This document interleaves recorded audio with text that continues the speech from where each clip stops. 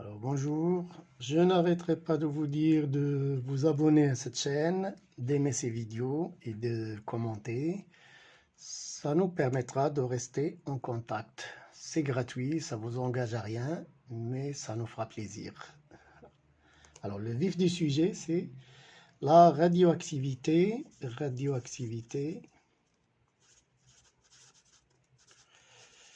alpha.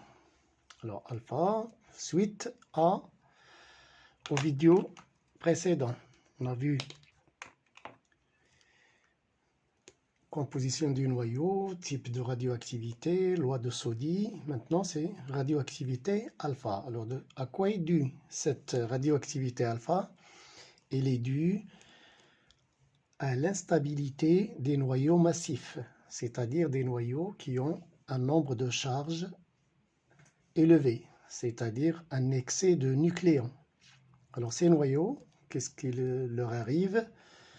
Ils se désintègrent spontanément en émettant un noyau d'hélium, He2 4. Noyau d'hélium, He2 4. 2 protons, 2 neutrons, donc 4 nucléons. Voilà. Alors, l'équation représentative de cette désintégration s'écrit comme suit. Alors, le noyau initial ou le noyau instable, XZA, se désintègre spontanément en donnant un noyau fils Y plus la particule alpha qui est un noyau d'hélium. Alors, le nombre de charges de ce noyau fils doit respecter la loi de Soddy. Conservation de charge électrique. Alors ici, j'aurai moins 2 protons. Alors 2 protons de moins que X, c'est-à-dire Z moins 2. D'accord? Alors Z moins 2. Comme ça, j'aurai Z égale Z moins 2 plus Z. Donc, conservation de nombre de charges.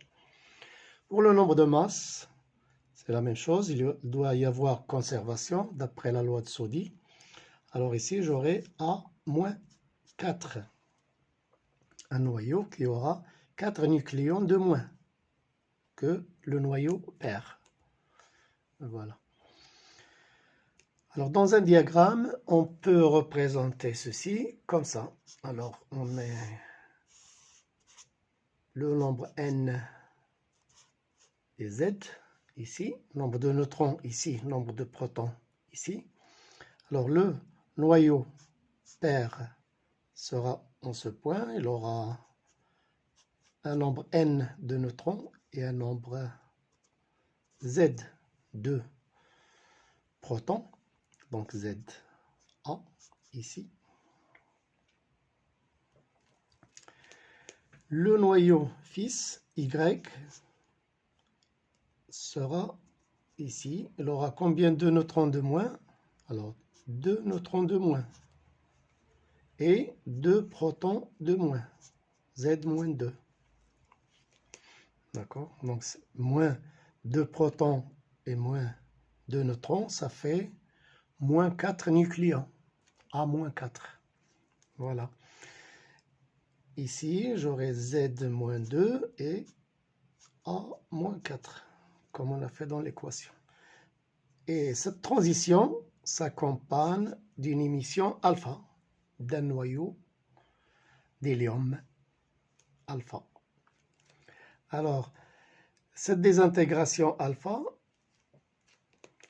est due, comme on a dit en premier, c'est à l'excès de nucléons.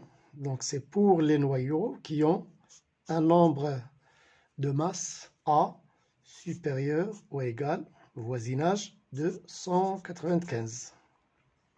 Voilà.